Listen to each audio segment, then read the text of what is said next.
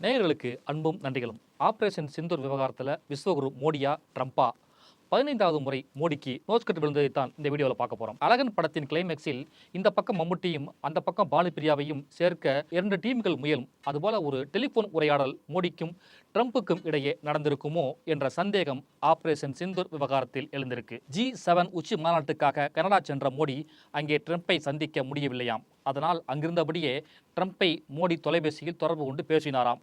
India Pakistan இடையே அமெரிக்காவின் மத்தியஸ்தத்துக்கான எந்த ஒரு திட்டமும் இருக்கவில்லை என ட்ரம்பிடம் மோடி சொன்னாராம். இதெல்லாம் இன்றைக்கு செய்தித்தாள்களில் வெளியாகியிருக்கிறது. ஆபரேஷன் சிந்தூர் நடவடிக்கையை பாகிஸ்தான் கெஞ்சியதால் தான் தாக்குதலை நிறுத்தினோம்.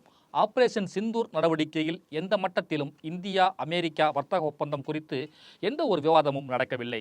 இந்தியா பாகிஸ்தான் இடையே அமெரிக்காவின் மத்தியஸ்தத்துக்கான எந்த ஒரு திட்டமும் இருக்கவில்லை. யாருடைய சமரசத்தையும் இந்தியா ஏற்கவில்லை, ஏற்கப் போவதும் இல்லை என அமெரிக்க அதிபர் ட்ரம்பிடம் பிரதமர் மோடி திட்டவட்டமாக தெளிவுபடுத்தினார் என்று மத்திய வெளியுறவுத்துறை செயலாளர் விக்ரம் மிஸ்ரி சொல்லியிருக்கிறார். கடந்த ஏப்ரல் 22ஆம் தேதி காஷ்மீரின் பஹல்காமில் 26 பேரை கொன்று குவித்து பாகிஸ்தான் பயங்கரவாதிகள் போட்ட வெறியாட்டத்துக்கு பதிலடியாக பாகிஸ்தான் மீது ஆபரேஷன் சிந்தூர் என்ற பெயரில் இராணுவ நடவடிக்கை எடுத்தது இந்தியா.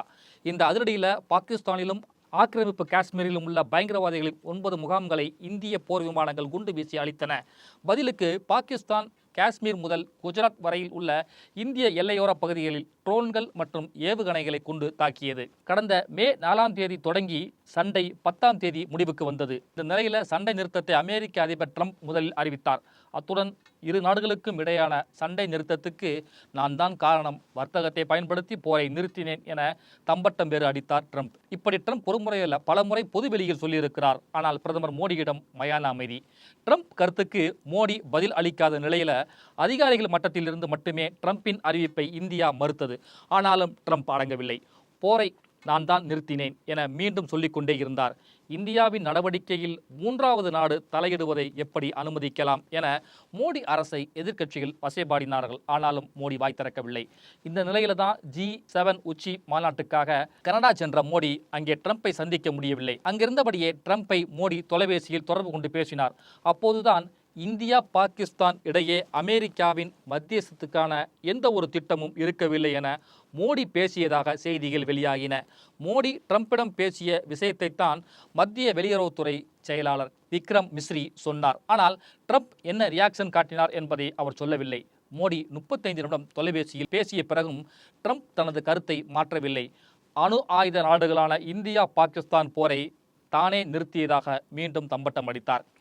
போன் ரிசீவரை மோடி வைப்பதற்கு முன்பே ட்ரம்ப் தனது கருத்தை மாற்றவில்லை.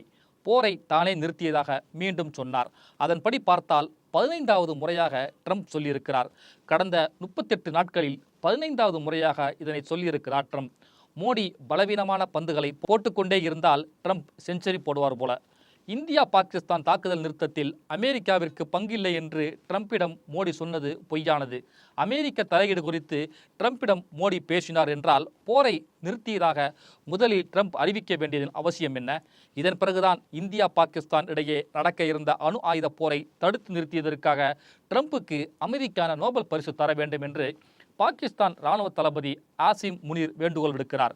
ஆபரேஷன் சிந்தூர் நடவடிக்கையை பாகிஸ்தான் கெஞ்சியதால் தான் தாக்குதலை நிறுத்தினோம், யார் சமரசத்தையும் இந்தியா ஏற்காது என்று அமெரிக்க ஜனாதிபதி ட்ரம்பிடம் பிரதமர் மோடி திட்டவட்டமாக சொன்ன பிறகும் கூட போரை நிறுத்தியதாக ட்ரம்ப் அறிவிக்கிறார் என்றால் அதிகாரம் யாரிடம் இருக்கிறது?